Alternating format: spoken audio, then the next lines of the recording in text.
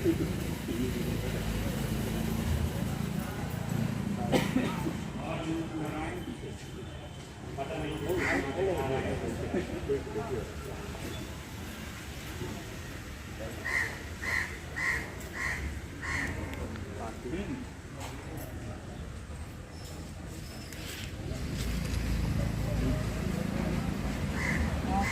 कर सलामी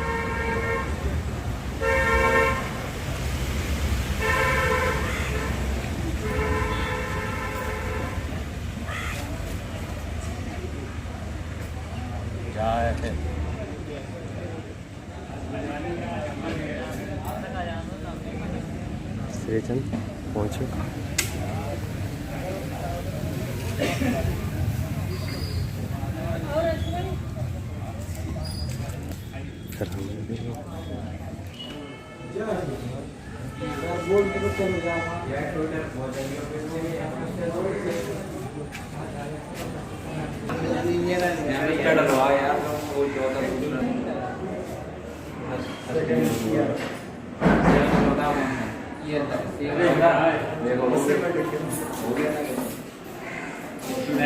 भूल कौन पाया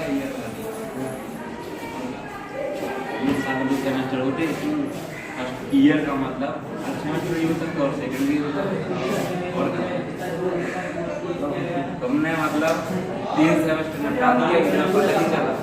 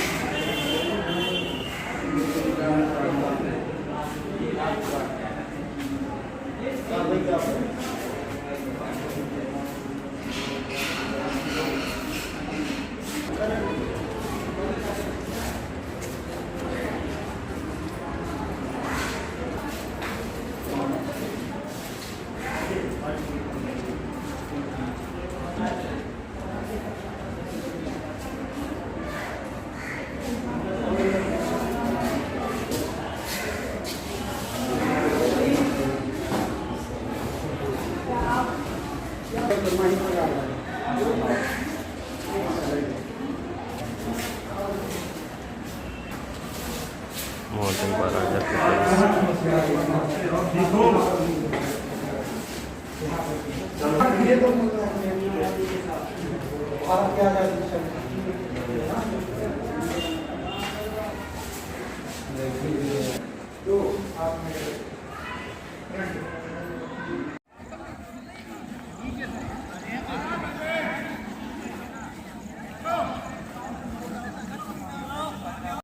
वही जानता है जिसने गुलामी देखी हो या महसूस की हो। कल के दिन जो विभाजन विभीषिका लगी थी, जिन लोगों ने देखा है या आज जिन लोगों ने देखा होगा, उनके रोम रोम से ऐसी भावनाएं प्रकट हो रही होंगी कि हमारे पूर्वजों ने, हमारे बड़े बूढ़ों ने क्या दिन देखे थे, कैसी कैसी यातनाओं को झेल करके आज इस दिन पर हम पहुँचे हैं। बेटा, आम मानसिकता यह होती है कि जो हम पा जाते हैं उसकी कद्र नहीं करते, कीमत नहीं समझते। आज हम आज़ाद हैं, हमको दुनिया भर की दूसरी शिकायतें अब होने लगी हैं, लेकिन आज के दिन का जो महत्व है वो इतिहास के स्वर्ण अक्षरों में अंकित है। आज के दिन का महत्व हर उस भारतीय को पता होना चाहिए कि आज हम भारत विश्व के सबसे बड़े लोकतंत्र के रूप में स्थापित हैं और हम ही हैं जो यह डिसाइड करते हैं कि सरकार कौन सी होगी, सरकार कैसी होगी, उसकी जन नीतियाँ कैसी होंगी। अब यह हमारे आपके ऊपर निर्भर है कि लोकतंत्र को मजबूत बनाने के लिए हम अपनी मानसिकता स्वच्छ और साफ रखें। हम जाति, धर्म, संप्रदाय, पंथ, क्षेत्र, तमाम जो वर्जनाओं में बंध करके अपनी मानसिकता को गड़बड़ करते हैं, उसका दुष्परिणाम यह है कि जिम्मेदार तो हम ही आप हैं कि अपने आज़ादी का सही मायने में हम लोग उपयोग नहीं करते हैं। आज के इस दिवस पर आदरणीय प्राचार्य सर द्वारा उच्च शिक्षा विभाग की तरफ से निदेशक उच्च शिक्षा का एक संदेश आता है जो लगभग हर साल आता है, जो पुरांचल करेंगे। इसके बाद हम सारे लोग 24 नंबर हॉल में इकट्ठा होंगे। वहाँ पर एक कवि सम्मेलन का आयोजन किया जा रहा है और कवि सम्मेलन में कवि और कवियत्री आप ही छात्र छात्रा होंगे, हम लोग नहीं। आप में बहुत सारे ऐसे बच्चे हमारे कांटेक्ट में हैं जो अपनी स्वरचित कविताएं लिखते हैं। भावनाएं सबके अंदर होती हैं, बस शब्द चयन के ऊपर निर्भर करता है कि आप भावनाओं का इजहार कर पाते हैं या उन भावनाओं को अपने अंदर समेटे रखते हैं। जो इजहार कर लेते हैं वो आगे आ जाते हैं, जो समेटे रहते हैं वो धीरे धीरे भावनाएं उनकी दूसरी भावनाओं के नीचे दबती चली जाती हैं। तो आज के दिवस पर आप लोग आए, बड़ी संख्या में आए, बहुत अच्छा लग रहा है। और जो लोग आए हैं, नाश्ते की अच्छी व्यवस्था है, मैंने मैसेज में भी डाला था, इसलिए आप लोग अपनी संख्या बनाए रखिएगा। ये न सोचिएगा कि नाश्ता करके नहीं आए हैं, भूख लग रही है। के रूप में पार्टिसिपेट करेंगे, उनके लिए पुरस्कार की भी व्यवस्था है। पुरस्कार सबको दिया जाएगा। अधिकारी के नेतृत्व में, माने उनके सौजन्य से ये प्रोग्राम आयोजित होगा। मैं अब अपने महाविद्यालय के संरक्षक, जिनके नेतृत्व में महाविद्यालय लगातार ऊंचाइयों को छू रहा है, ऐसा जो पुराने स्टूडेंट हैं जिन्होंने पुराने समय से वीरभूमि को देखा है, वो महसूस कर सकते हैं। लगातार काम हो रहा है और बड़े काम हो रहे हैं। अभी अपने महाविद्यालय में ड्रोन प्रयोगशाला बनाई जा रही है। जो ड्रोन आजकल आप देखते होंगे उड़ करके जो तमाम इवेंट्स में, कार्यक्रम में आते हैं, उसको बनाने की टेक्निक यहाँ सिखाई जाएगी। और एक प्रयोगशाला और बन रही है जिसमें कंप्यूटर पर सारे काम होंगे, जिसमें प्रिंटर भी होगा, फोटोकॉपी की मशीन भी होगी, तमाम चीज़। तो इन तमाम उपलब्धियों के लिए प्राचार्य सर का सकारात्मक रवैया है, जिसके कारण ये संभव हो पा रहा है। अगर सकारात्मक रवैया ना होता तो आदमी सोचता है टेंशन क्यों ले, छोड़ो, इससे मुझे क्या मिलना है। लेकिन जब सकारात्मक रवैया होता है तो वह संस्था, वह समाज और बड़े पैमाने पर सोचो तो देश विकसित करता जाता है। मैं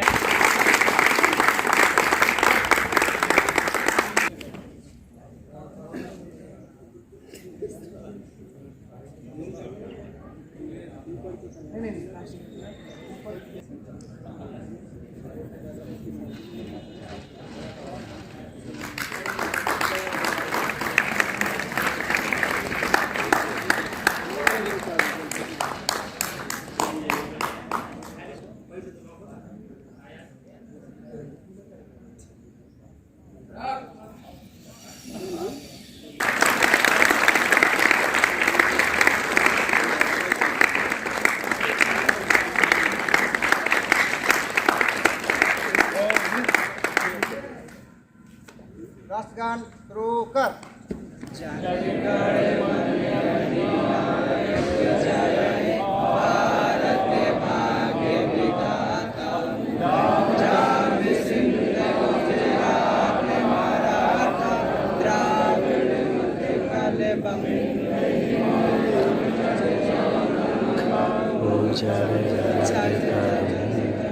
तब सुबह नामे जागे, तब सुबह आशीष मांगे, गाए तब जय गाथा, जनगण मंगलदायक जय हे भारत भाग्य विधाता, जय हे जय हे जय हे जय जय जय जय हे।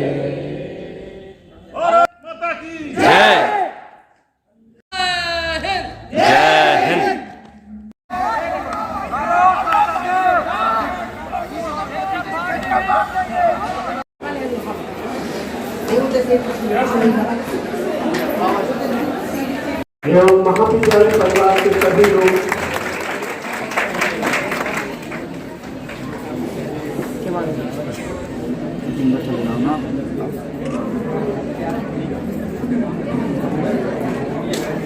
तुम्हारी साफ आ रही बना लो, हमें दे देना। ठीक सर, ठीक है जी, तुम दे देना। ठीक विक्रम ठीक रहा है, कोई दिक्कत नहीं। फर्स्ट क्लास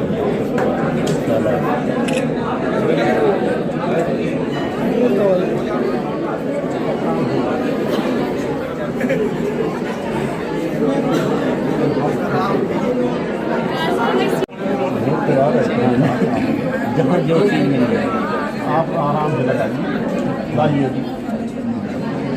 ये बाहर ही रहेगा आप।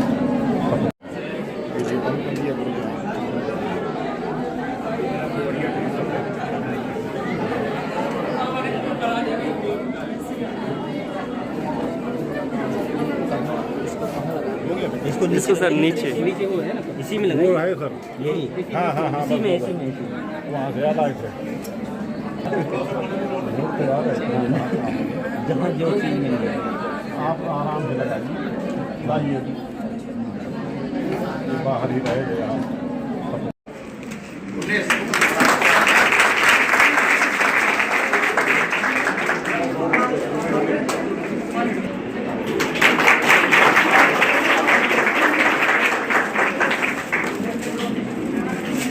इसके बाद पुनः जिला पर्यटन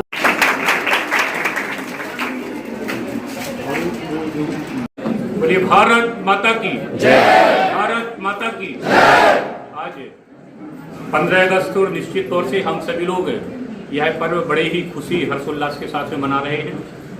वंदनीय मां सरस्वती आज इस मंच पर उपस्थित हमारे इस डिग्री कॉलेज के प्राचार्य आदरणीय श्री सुशील बाबू जी, हमारे जिला पर्यटन के अधिकारी डॉक्टर चित्रगुप्त जी, हमारी भारतीय जनता पार्टी के जिला मंत्री भाई अनुज ओम नारायण तिवारी जी, आदरणीय डॉक्टर CL अनुरागी जी, आदरणीय डॉक्टर उमाशंकर त्रिपाठी जी, यहाँ पर उपस्थित सभी सम्मानित प्रोफेसर, उपस्थित मातृशक्ति भैया बहनों, संचालन कर रहे आदरणीय डॉक्टर पांडे जी।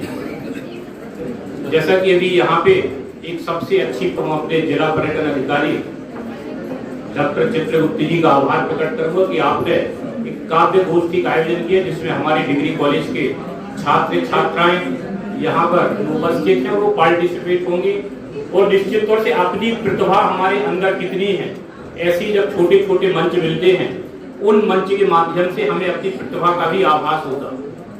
कई लोग यहाँ पर ऐसे भी बैठे होंगे कि उनको यदि यहाँ खड़ा कर दिया जाए मंच पे तो शायद उनको शर्म लगेगी और बोल नहीं पाएंगे, इंजीनियर बनेंगे, डॉक्टर बनेंगे। और कुछ लोग ऐसे भी होंगे जो चौराहे पर, जब आप लोग नौकरी कर रहे होंगे तो चौराहे पर वहीं पर खड़े होकर आपका इंतजार कर रहे होंगे, क्योंकि अब हमारी प्रतिभा कितनी है।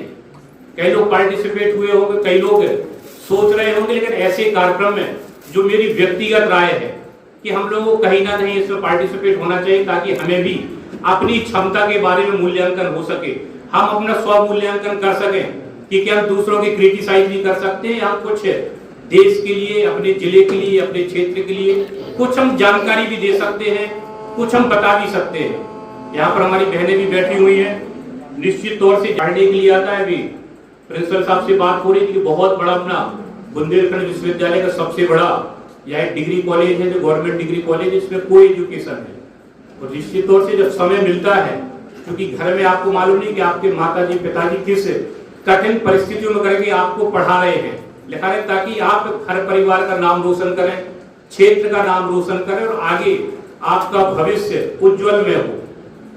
तो ये जो कार्यक्रम होते हैं, कार्यक्रम के माध्यम से भी हम लोगों को अवसर मिलते हैं। कई बार ITI में रोजगार मेला लगते हैं, तो वहां पर भी जब देखते हैं कि कई ऐसे स्टूडेंट्स आते हैं जो एम्प्लॉय कि हम कहीं ना कहीं किसी न किसी विभाग में हम लोग कहीं ना कहीं एडजस्ट हो जाए, तो वहां जब उनको कॉल लेटर दिया जाए, सबसे पहले पूछते हैं कि कितनी सैलरी मिलेगी, तो उनको सैलरी बताएगी कि स्टार्टिंग 8 या 10 हजार से है। वो सपना देखते हैं कि शुरुआत से 50,000 80,000 रुपए पर मंथ मिले, तो सपना तो जरूर साकार होगा, लेकिन जो आपको स्टेप बाय स्टेप यदि आपको स्टार्टिंग 8, 10, 12 हजार भी सैलरी मिल रही है, उसको भी हमें एक्सेप्ट करना चाहिए, क्योंकि जब 8, 10 हजार से जब आप सैलरी, काफी कुछ अनुभव आप सीखेंगे, उसी के बाद फिर आपको आगे के लिए रास्ते खुलेंगे। सीधे कहीं कोई छत पे नहीं चढ़ता, सीढ़ी स्टेप बाय स्टेप ही चढ़ता है। तो हमारी आप सब लोगों से राय है कि कहीं भी कहीं कोई अपॉर्चुनिटी मिले तो उस अपॉर्चुनिटी को मिस नहीं करना। डायरेक्ट आपके सपने साकार नहीं होंगे, सपने साकार होंगे, लेकिन उसके लिए हमें बहुत कुछ करना होगा, संघर्ष करना होगा। घर की भी माताजी पिताजी की, बड़ों की भी डांट पड़ेगी, और हमें अपना जो कीमती समय है उसमें काफी समय हमें अपने भविष्य के लिए देना होगा, जिसमें अपनी तैयारी भी कर सकें। अभी वो पीछे आप देख रहे हो अभ्युदय योजना के अंतर्गत यहाँ पे सरकार की तरफ से पिछले साल प्रिंसिपल साहब ने यहाँ व्यवस्था शुरू करवाई थी कि माननीय योगी आदित्यनाथ जी की सरकार ने की, आम लोगों के लिए, इसमें कहीं कोई बंधन नहीं। जो भी ऐसे लोग हैं कि उसमें उनको प्रशिक्षित किया जा सके कि जो उनकी तैयारी हो सके, उसमें कहीं कोई उनको कॉस्ट नहीं लग रही। और जो यहाँ पर प्रशिक्षक थे उनकी कॉस्ट गवर्नमेंट पेड करेगी। तो ऐसी सरकार की कई योजनाएं हैं। तो सरकार की योजनाएं किसी वर्ग विशेष के लिए नहीं होती। सरकार की योजनाएं, नीट की कोचिंग भी चल रही है जी, जैसा कि बताया नीट की भी कोचिंग चल रही। तो हम लोगों को जहाँ हम लोगों का जिस क्षेत्र में रुचि है तो उस क्षेत्र में भी हम लोगों को आगे बढ़ चढ़कर हिस्सा लेना चाहिए। लोगों को भी जानकारी देनी चाहिए, यदि केवल हानि भर पार्टिसिपेट हो, और लोगों को भी जानकारी देनी चाहिए। आज स्वतंत्रता दिवस है। स्वतंत्रता दिवस के अवसर पर आप सभी को शुभकामनाएं देना चाहेंगे। हमारे लिए पहले राष्ट्र है, फिर बाद में पार्टी है, और सबसे लास्ट में अपना स्वयं का हित है। तो first nation, after party, last self है। तो ये हमारे मन में संकल्प होना चाहिए कि आज माननीय प्रधानमंत्री नरेंद्र मोदी जी पूरे विश्व में G20 की अध्यक्षता कर रहे हैं। और प्रधानमंत्री जी एक ऐसे प्रधानमंत्री जी की, जब देश, हम लोग जब शिशु मंदिर में पढ़ते थे छोटे में, तब हमारा देश सोने की चिड़िया कहा जाता था, लेकिन हम लोगों ने कभी सोने की चिड़िया देखी नहीं। हमारे देश में दूध की नदियां बहती थी, लेकिन हम लोगों ने देखी तो पढ़ी है, सुनी है।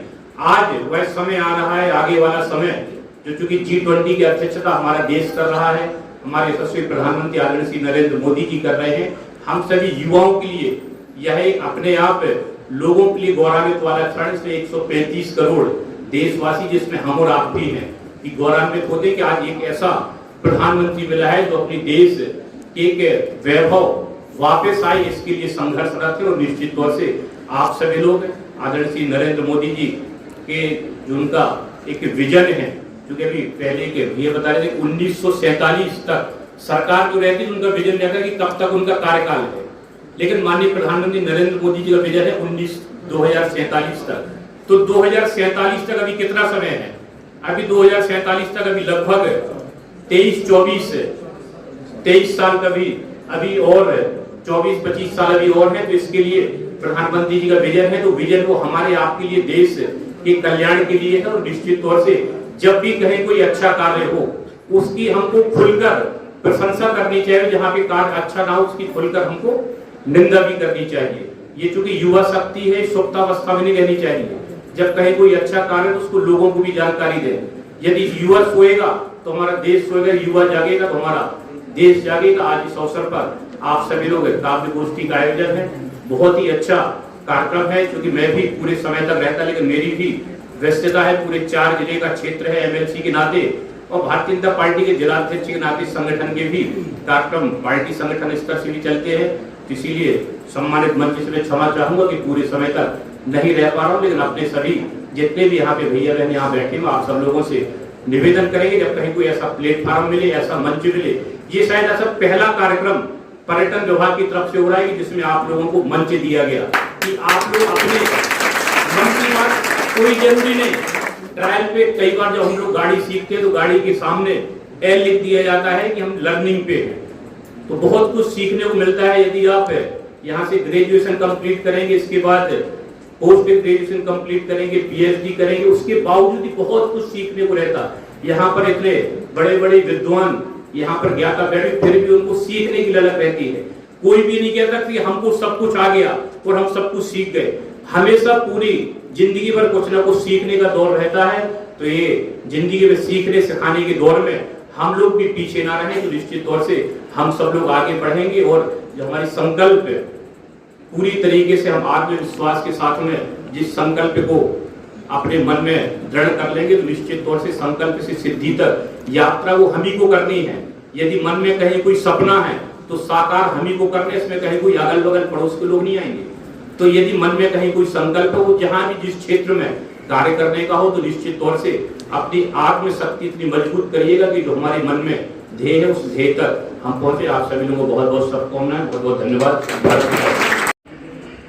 पंचासीन जिला महामंत्री जी का आभार, प्राचार्य महोदय का बहुत बहुत धन्यवाद, जिन्होंने इस पहला प्रयास जो पर्यटन संस्कृति परिषद के द्वारा हुआ है उसमें उनका सहयोग पूर्ण रूप से मिला।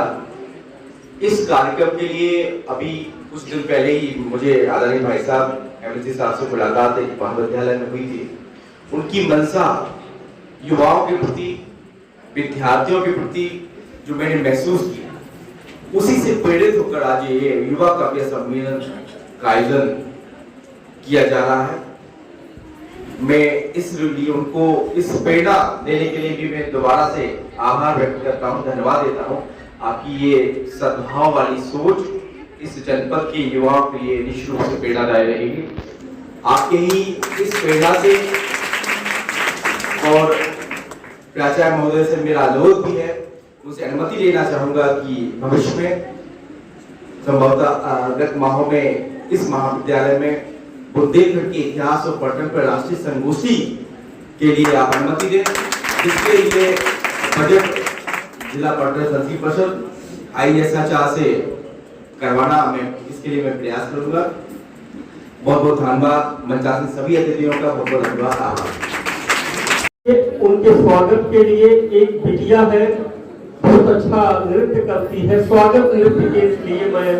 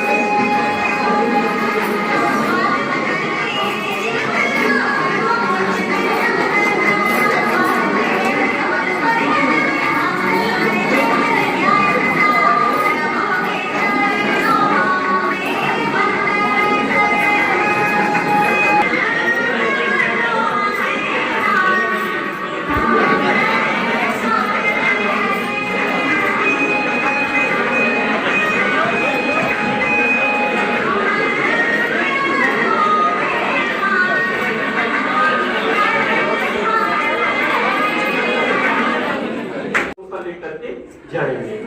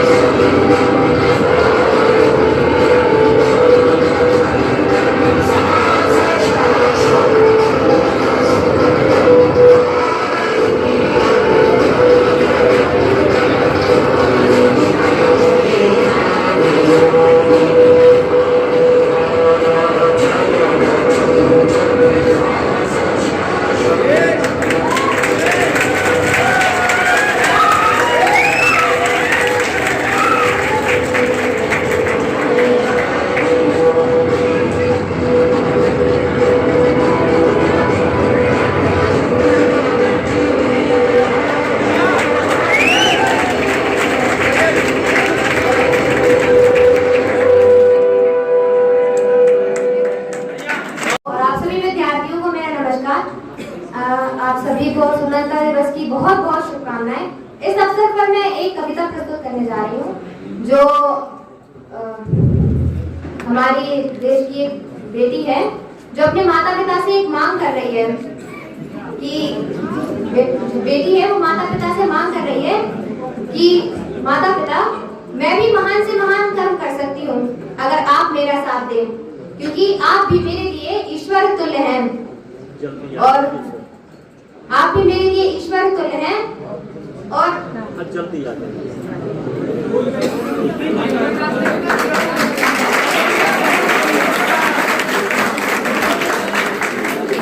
देखो आ जाती आज तो आज मुझे मैं आसमान तक उड़ जाऊं, दे दो आजादी आज मुझे जहाज की बन जाऊं, दे दो आजादी आज मुझे मैं आसमान तक उड़ जाऊं। हे ज्ञान दाहिनी हे कर्मकारिणी मेरी माँ सदा विश्वास भरो मैं भी अध्यापिका बनकर के खुद की पहचान बना पाऊं। दे दो आजादी आज मुझे मैं आसमान तक उड़ जाऊं। हे माता पिता दे हिम्मत कल्पना चावला कहलाऊं, मैं आसमान को भेद करके अंतरिक्ष तक को भेज जाऊं। दे दो आजादी आज मुझे मैं आसमान तक उड़ जाऊं। हे पितृभक्ति मुझे दो शक्ति मैं हिमा दास सी बन जाऊं, मातृभूमि का नाम उमर कर मैं गोल्ड मेडल जीत लाऊं। दे दो मातृभक्ति हे मां सरस्वती मेरे कंठ पे सदा विराजत हो मैं मंगेशकर सी बन जाऊं, गीत लता जैसा गा करके अपना ही आपका ही नाम बढ़ा जाऊं। हे मातृशक्ति हे विद्या देवी मेरे सर पर हाथ बढ़ाए सदा, मेरे सर पर हाथ बढ़ाए सदा मैं महादेवी सी बन जाऊं, साहित्य का सृजन करूं इतना नारी का सम्मान बढ़ा जाऊं। दे दो आजादी आज मुझे मैं आसमान तक उड़ जाऊं। हे माता पिता दे हिम्मत शक्ति मैं शिखर हिमालय चढ़ जाऊं, मैं बछेंद्री बाल बन करके डर से सदा जीत जाऊं। दे दो आजादी आज मुझे मैं आसमान तक उड़ जाऊं, दे दो आजादी आज मुझे मैं आसमान तक उड़ जाऊं। धन्यवाद। मैं तुम्हारे सामने एक गीत पढ़ता हूँ, तो गीत कैसा है? एक बार भारत माँ बोली मुझको पाक न भाता है, ये चोरी छुपे भारत में बार बार क्यों आता है। मैं भी सहज भाव से बोला मैं बोला है भारत माँ तू भी तो उसकी माता है, बाग कपूत हो सकता है पर तू तो नहीं माता है। तो लगता है मेरी बात आप तक पहुंच रही है, तो उसकी एक बात और ये है कि फौजी क्या कहता है आप सबसे सुनिएगा, मैं लड़ूंगा मैं मरूंगा इस देश की सुरक्षा के लिए मैं सब कुछ करूंगा। क्या मेरे लिए इतना काफी नहीं कि मैं देश के दुश्मनों से लड़ूं? कोई मुझ पे भ्रष्ट होने का आरोप लगाइए मैं कैसे सहूं?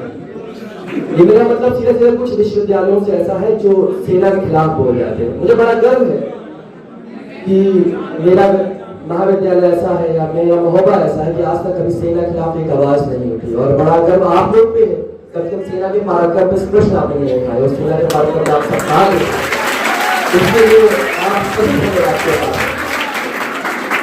तो मैं क्या कहूं, लहू से शान भरता मैं इस भारत की नींव को, सींचता अपने पसीने से इस धरती के बीच को। क्या कहूं इस देश के भविष्य तुमको, हे भविष्य तुम प्राण हो, अभिमान हो, तुम इस समूचे धरा का सम्मान हो।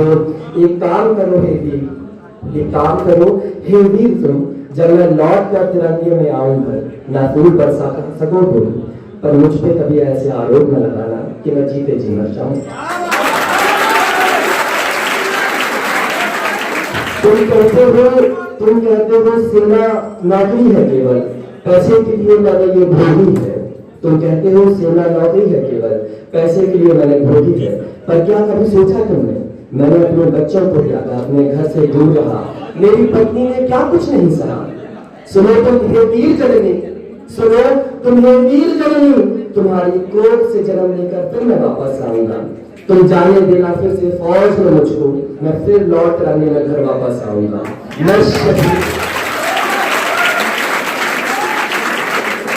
मैं शहीद बोल रहा हूँ इस देश का कल, मैं शहीद बोल रहा हूँ इस देश का कल।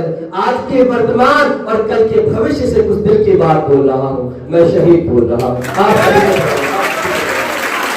सदस्य एवं भाजपा के जिलाध्यक्ष माननीय श्री जितेंद्र सिंह सहगल जी और जिला पर्यटन और संस्कृति अधिकारी महोदय माननीय चित्रगुप्त जी और हमारे कॉलेज के प्राचार्य महोदय परम पूज्य आदरणीय सुशील बाबू जी और समस्त मंत्री और सम्मानीय प्रोफेसर और यहाँ पर उपस्थित मेरे समस्त छोटे भाई और बहनों, मैं आप लोगों के सामने अपने स्वरचित कविता प्रस्तुत करने जा रहा हूँ। हमारे माननीय प्रधानमंत्री महोदय जी का सपना, जो हम सब का सपना है कि हमारा भारत 2047 तक विकसित होगा, इसी तरह मैंने भी अपने विकसित भारत के सपने को देखा है और जो आपके सामने प्रस्तुत करना चाहता हूँ, सुनिएगा। सुंदर फूलों का गुच्छा जहाँ स्वच्छ हवा की चादर है, सुंदर फूलों का गुच्छा जहाँ स्वच्छ हवा की चादर है, गिरिराज हिमगिरी सिंधु गंगा यमुना उत्तर में, गिरिराज हिमगिरी सिंधु गंगा यमुना उत्तर में, दक्षिण में हिंद का सागर है, जहाँ अंडमान निकोबार द्वीपों का जत्था पूरब की खाड़ी में, पश्चिम में व्यावसायिक अरबियन सागर है, जहाँ अंडमान निकोबार द्वीपों का जत्था पूरब की खाड़ी में, पश्चिम में व्यावसायिक अरबियन सागर। सपना ऐसा हिंदुस्तान हो अपना, ऐसा हिंदुस्तान हो अपना, जहां हिंदू मुस्लिम सिख ईसाई विविध धर्म जन रहते हैं, जहां हिंदू मुस्लिम सिख ईसाई विविध धर्म जन रहते हैं, जो देश प्रेम संस्कृति प्रेम का नगमा मिलकर गाते हैं, जहां महिलाएं हो शोषण मुक्त मिले उन्हें समान सभी अधिकार, जहां महिलाएं हो शोषण मुक्त मिले उन्हें समान सभी अधिकार, कदम से कदम चले पुरुषों सम कुप्रथाओं का ना हो शिकार, जहां जाति लिंग समुदाय के भेद न हो, जहां जाति लिंग समुदाय के भेद न हो, अनुराग प्रेम का हो सपना, ऐसा हिंदुस्तान हो अपना, ऐसा हिंदुस्तान हो अपना, जहां हीरा पन्ना से कोलार से सोने की धातु निकलती रहे, जहां हीरा पन्ना से कोलार से सोने की धातु निकलती रहे, जहां अभ्रक आयरन तांबा गोबर खाने नित्य उगलती रहे, जहां कर्तव्य समझते हो, जहां हर व्यक्ति नगरीकृत भारत में अपना कर्तव्य समझते हो, कृषि पशुपालन विनिर्माण उद्योग निर्यात निरंतर बढ़ते हो, जहां प्रति व्यक्ति आय अर्थ प्रबंधन में सतत वृद्धि का है सपना, ऐसा हिंदुस्तान हो अपना, ऐसा हिंदुस्तान हो अपना,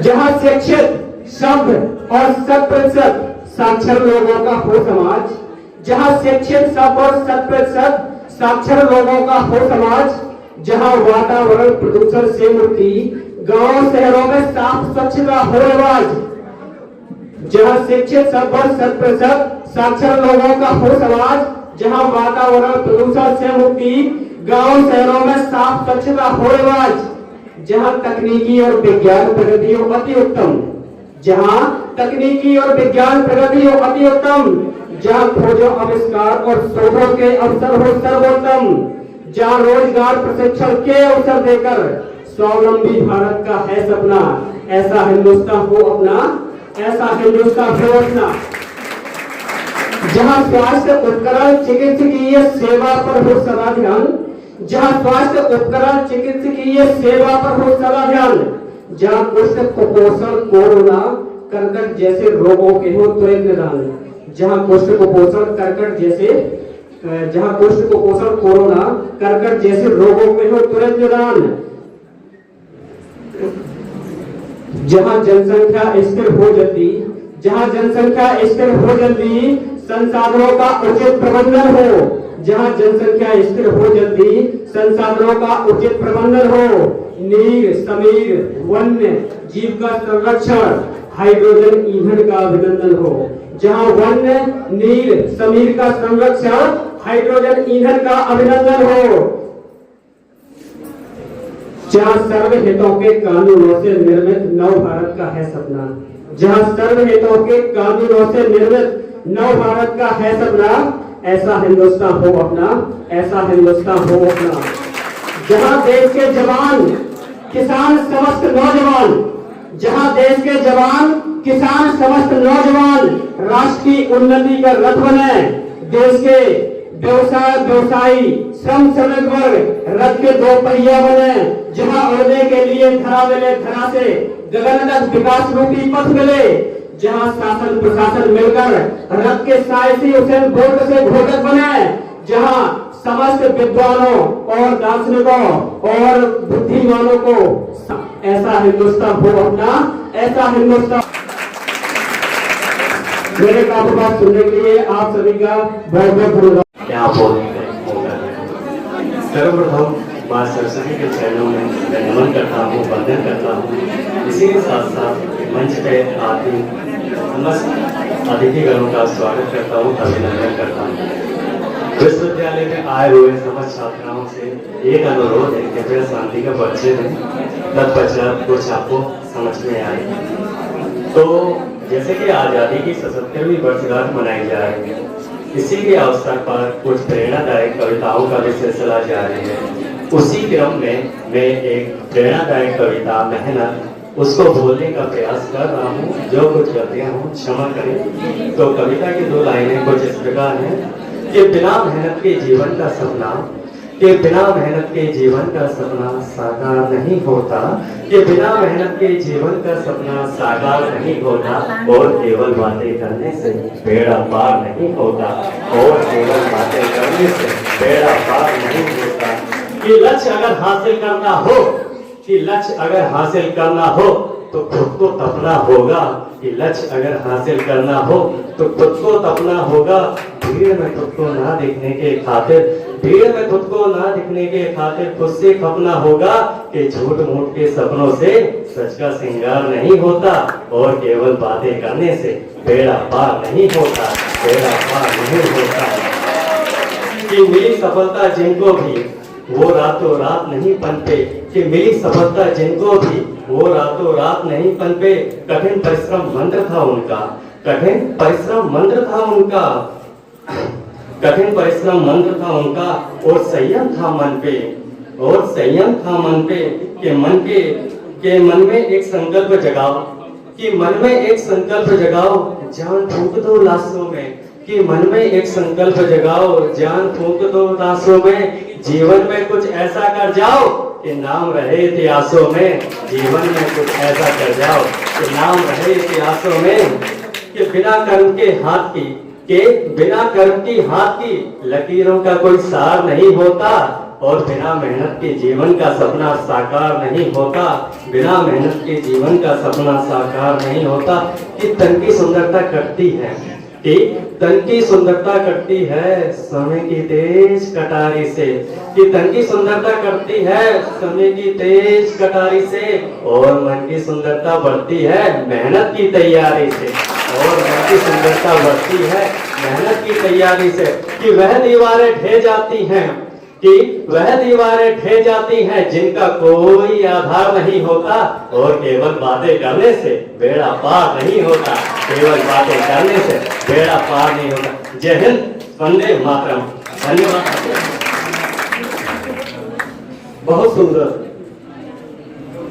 यथार्थवादी कविता है जो आपको सच्चाई से रूबरू करा रही है। देखिए, जिसको मैं भुला रहा हूं, मैं पहले एक चीज कहना चाहता हूं। दो जगह से नाश्ता आया है, एक अपने महाविद्यालय की तरफ से, एक जिला पर्यटन मंत्रालय की तरफ से। और देखिए, अब सुन लीजिए, जो लोग जा रहे हैं, सच्चे योद्धा सच्चे छत्री, सच्चे योद्धा सच्चे छत्री तिरंगा का अपमान नहीं सह सकते हैं, और जिनको सुनने की ताव नहीं वो चुप कैसे रह सकते हैं। जिसको ना निज गौरव और ना ही निज देश का अभिमान है, वह नर नहीं नर को सुन रहा है और मृतक समान है। जो भरा नहीं है भाव से, जो भरा नहीं है भाव से, जिसमें कहती रसधार नहीं, वह हृदय नहीं, वह पत्थर है जिसमें शरीर से प्यार नहीं। तैरना हो तो समुद्र में तैरो, अगर तैरना हो तो समुद्र में तैरो, इन किनारों में प्यार रखा है, और प्रेम करना है तो वतन से करो, इन बेवफाओं में क्या रखा।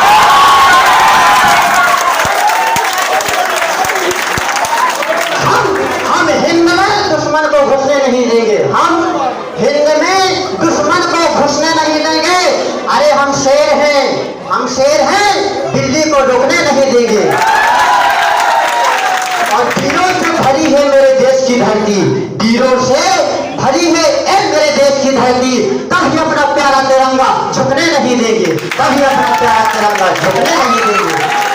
जय हिंद, जय भारत।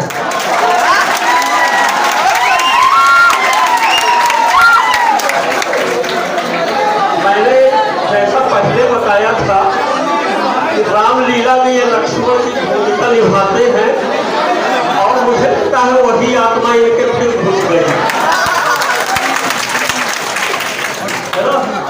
उत्साह देख रहे थे आप लोग। खैर, धन्यवाद विकास। इसके बाद मंच संचालन में आज सुन रहा हूँ डॉक्टर साहब के द्वारा, उसे मान्यता भी दे रहे हैं कि किसने कैसा उद्बोधन दिया। मैं आभारी रहूंगा प्राचार्य महोदय का, जो 15 अगस्त जैसे सबसे बेस्ट कार्यक्रम में उन्होंने मेरे अनुरोध को स्वीकार किया। यहाँ देशभक्ति पूर्ण कवि सम्मेलन के लिए उन्होंने मौका दिया। 2 मिनट साथ थोड़ा सा आप लोग हो जाए। देखिए, जितनी शिक्षा हम लोगों ने ले ली थी वो 12वीं तक हम लोग ले ली। 12वीं के बाद जो ग्रेजुएशन और पीजी होता है, ये आपको वो शिक्षा, वो उत्तरदायित्व सीखने का मौका मिलता है जिसका उपयोग हम अपने समाज में करते हैं। 12वीं तक आपने सारी पढ़ाई कर ली, अब हमें मौका है समाज को कुछ देने का और अपने भविष्य को बनाने का। याद रखिए, 3 साल BA first, BSc, BA, BCom जो भी आप लोग कर रहे हैं, ये 3 साल ही आपके भविष्य को बनाने वाले हैं कि आगे चलकर आप क्या बनेंगे। तो इस 3 सालों को बिल्कुल ध्यान में रख करके पढ़ाई करो, अध्ययन करो, और जिस दिशा में जाना है अभी से सोच करके उस पर मनन करो। क्योंकि जीवन जो होता है वो संघर्ष करने वालों का होता है। दुनिया संघर्ष करने वाले को ही मानती है। कई बार बचपन से आपने पढ़ा होगा, कृत कृत अभ्यास जड़मत हो सृजन। एक मेरा दोस्त का मैं एग्जाम्पल आपको देना चाहूंगा। अक्सर मेरी उससे लड़ाई भी हो जाती थी, मैं उसे पसंद भी नहीं करता था।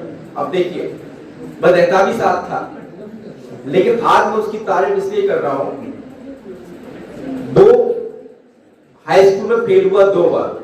किस विषय में? गणित विषय में। तीसरी बार में पास हुआ। इंटर में फेल हुआ मैथ में, फिर पास हुआ।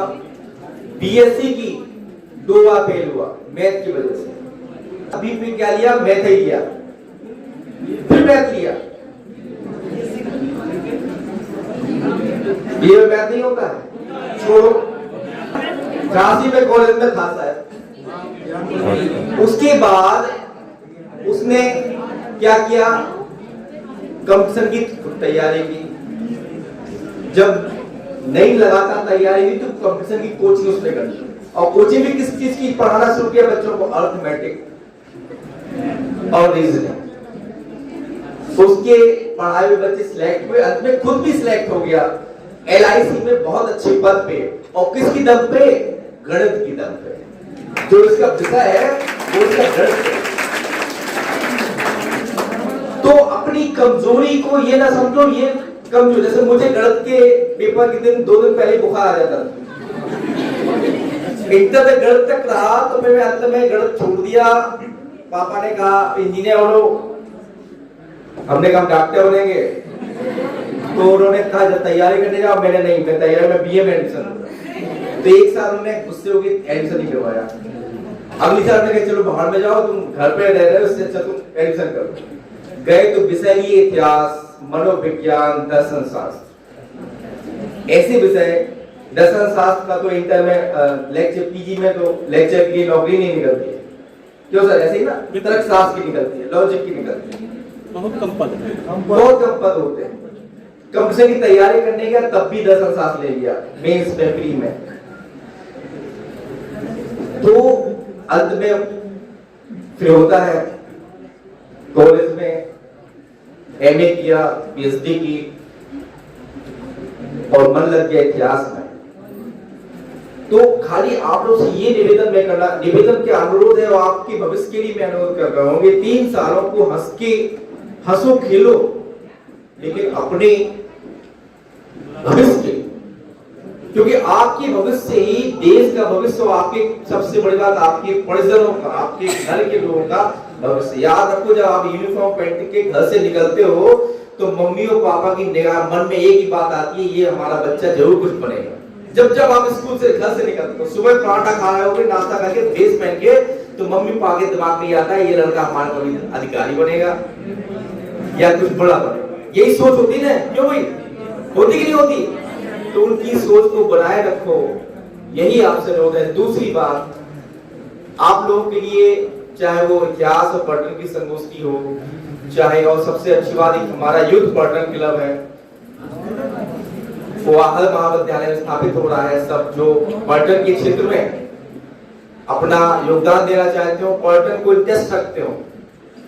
देखो, लोग कहते थे कि आप अपने गांव का नाम रोशन करोगे, तो वो एक जमाना था गांव का नाम रोशन करना बड़ा कठिन होता था। आप IAS बन जाओ, PCS बन जाओ, नेता बन जाओ, डॉक्टर, साइंटिस्ट बहुत बड़े बन जाओ, तब गांव का रोशन होता था। और जब आप बताओगे कहीं आप बहुत बड़े डॉक्टर बन गए, जब आप कोई आपसे पूछे 2-4, वैसे डॉक्टर को फुर्सत नहीं होती अपना पता बताने की, मैं कहा हूं, तब आप पूछे, तब आप बताओगे आप महोबा के फलाने जनपद के रहने वाले हैं, बड़ी देर में नाम रोशन होगा। आज के दौर में बड़ा सरल है गांव का नाम रोशन करना। कैसे? सबके पास मोबाइल और आपके पास सोशल मीडिया। आपका गांव, आपका कस्बा, आपका शहर, सबसे पहले गांव पे चलो। हर गांव में एक देवी का मंदिर होगा, और वो देवी का मंदिर आपके गांव का सबसे पुराना। जब गांव की स्थापना हुई थी तो उसी समय एक देवी के मंदिर की उसी दिन से स्थापना हो जाती है, याद रखना। कोई गांव 500 साल पुराना है, 200 साल पुराना है, 1000 साल पुराना है, 2000 साल पुराना है, तो देवी का मंदिर, वहां रखी हुई मूर्ति भी उतनी साल पुरानी होगी। एक खासियत और होती है, जहां कहां कोई खेत में मूर्ति मिल गई, खेत में या कहीं किसी के घर में नींव खुद रही है, तो वहां मूर्ति मिल गई, तो भी वो मंदिर में रखाते हैं। यानी पूरे गांव का पुरातत्व तो आपके कहां पे है? देवी के मंदिर में। आपको कुछ नहीं करना है, मंदिर की फोटो डालो, मूर्ति की फोटो खींचो, उसका इतिहास नहीं पता, दादा दादी से पूछ लो, पड़ोस के सबसे बुजुर्ग व्यक्ति से पूछ लो, 4 लाइनें उसकी लिख दो फेसबुक पे कि मेरे गांव का प्राचीन मंदिर, मेरे गांव का प्राचीन तालाब, मेरे गांव का प्राचीन कुआं, या मेरे गांव का सबसे 200 साल पुराना एक बरगद का पेड़, और वो अपनी फोटो के साथ अपलोड कर दो। तो सबसे पहले तो आपके गांव के 200-300 लोग जुड़े, वो टक टक टक टक टक लाइक करेंगे, कमेंट करेंगे, और वहीं से आपका आप एक भाव बढ़ जाएगा गांव में। क्यों? क्योंकि आप गांव का नाम रोशन कर रहे हो गया ना? कितने सरल तरीके से आपका गांव का नाम रोशन कर, जब आपने गांव का नाम हाईलाइट कर दोगे, जब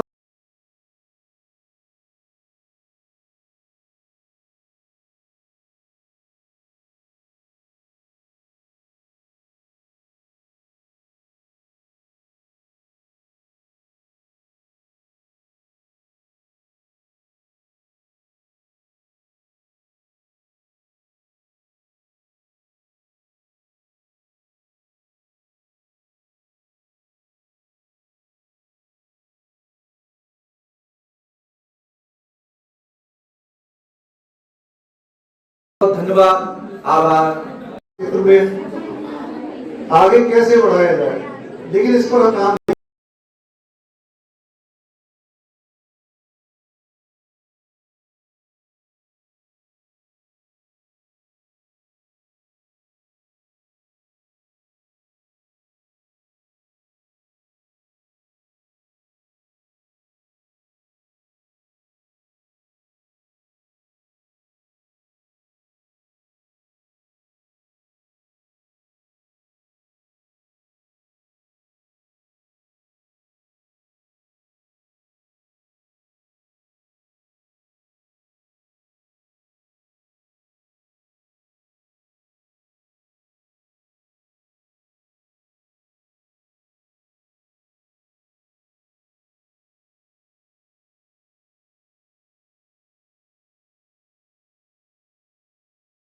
अच्छे श्रोता